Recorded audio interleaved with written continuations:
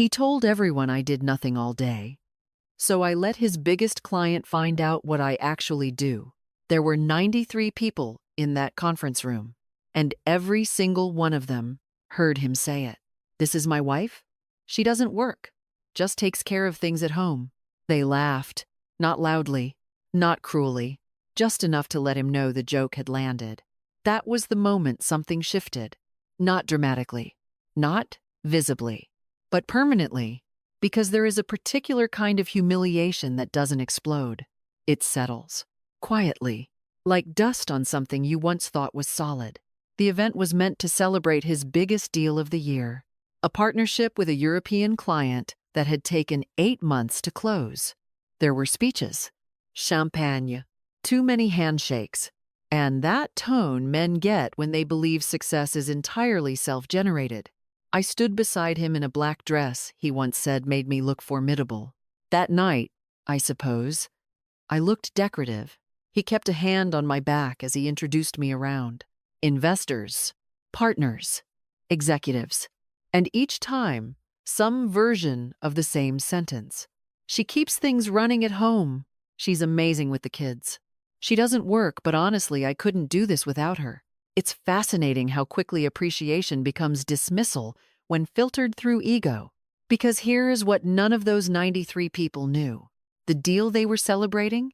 I built the negotiation framework. Not officially, not visibly, but completely. 6 months earlier, when the client nearly walked away over pricing inconsistencies and delivery timelines, he came home frustrated, not angry, just unsettled.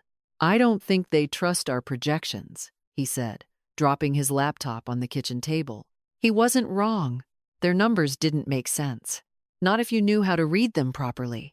I used to work in strategic planning before I stopped working. Before children. Before relocations. Before becoming the invisible infrastructure of someone else's life. So I opened his files. Just to look. Just to understand. That's how it always starts. 3 hours later, I found the problem. Their pricing model was internally consistent. Ours wasn't. We were projecting growth based on outdated supplier assumptions, which meant every promise he made sounded slightly off. Not wrong enough to be rejected, but wrong enough to erode trust. So I fixed it, quietly, rebuilt the model, adjusted the delivery phases, mapped out a negotiation structure that made the numbers not just acceptable, but compelling. Then I emailed it to him from his own account, because at that point, it was easier. He called it a breakthrough the next day, said he had rethought the structure, presented it in a meeting, closed the deal 3 weeks later. And now, we were in that room, celebrating his brilliance, while I stood next to him, smiling like a well-trained echo. If you've ever smiled in a room where people misunderstood your value, comment 1. Not for sympathy, just to mark the moment. The turning point didn't happen during the speech, or the applause, or even when he repeated the joke again to someone else. It happened later, at the edge of the room, when one of his clients, Daniel, I think, looked at me and said, "So what did you do before all this?" Before all this, as if I had simply appeared fully formed into domestic stillness. "I used to work in strategy," I said. He nodded, politely, not really listening. And then he said something that changed everything. "You probably miss it. Not you should go back. Not you were good at it. Just, you probably miss it." I went home that night and opened my old files. Not out of anger, out of clarity. There's a difference. Anger reacts. Clarity reorganizes. I still had everything. Old presentations, forecast models, client reports. Even the version of his deal structure before I fixed it. And the one after. Side by side. The difference was obvious to anyone who knew what they were looking at, which, suddenly, included me again. The next morning, I didn't confront him. Confrontation is loud and often inefficient. Instead, I asked, "How did the client dinner end?" "Great," he said. "They're thrilled." "I'm sure they are." He didn't notice the tone. People rarely do when they've grown comfortable. By noon, I had updated my resume. By evening, I had reached out to 3 former colleagues. Not dramatically, not desperately, just precisely. Within 2 weeks, I had a consulting offer. Small at first, a mid-level company struggling with expansion planning. They didn't know me, which made it better. No expectations, no history, just work.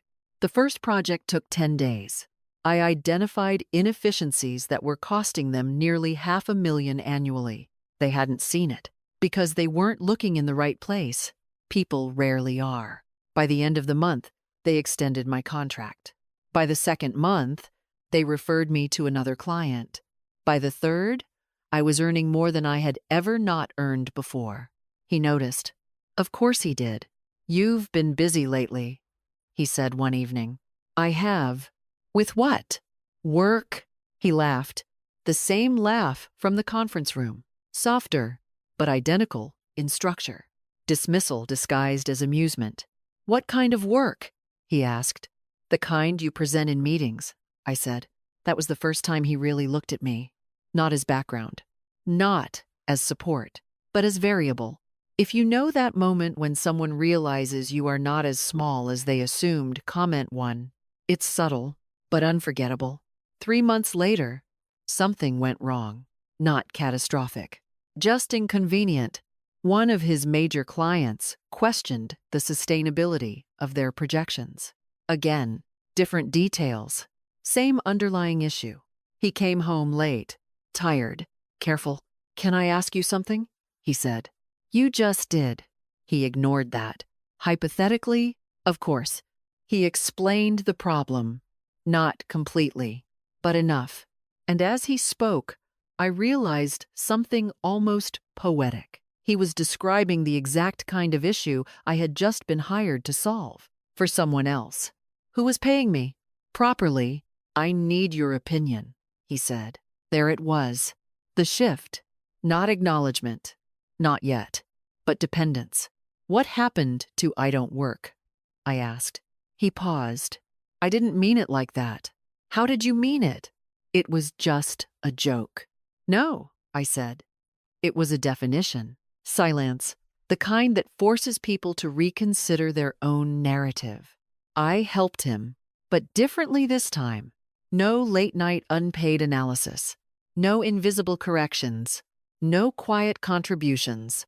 I wrote a proposal. Clear, structured, professional, consulting terms, payment, attribution, boundaries. He read it. Slowly. Twice. "You're serious?" he asked. "Yes." He signed. He had to. Because this time, I wasn't the only one who knew my value. I fixed the issue in 8 days. He presented it in a meeting. But this time, my name was on the document. No one laughed. 6 weeks later, at another event, smaller, quieter, more deliberate, he introduced me again. "This is my wife," he said. And then he paused. "Which is how you know something matters. She's a strategic consultant, and she's been instrumental in some of our most important work." No jokes, no qualifiers, no just, "Was it enough?" No, because recognition after minimization is not redemption. It's correction, and those are not the same thing. We didn't divorce. Not immediately. Life isn't always that clean. But something fundamental changed.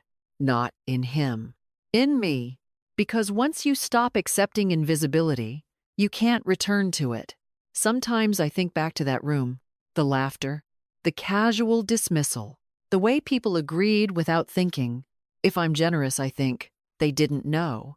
If I'm honest, I think he did. And now, so do I.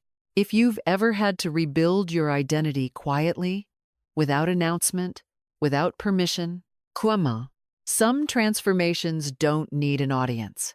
They just need a decision.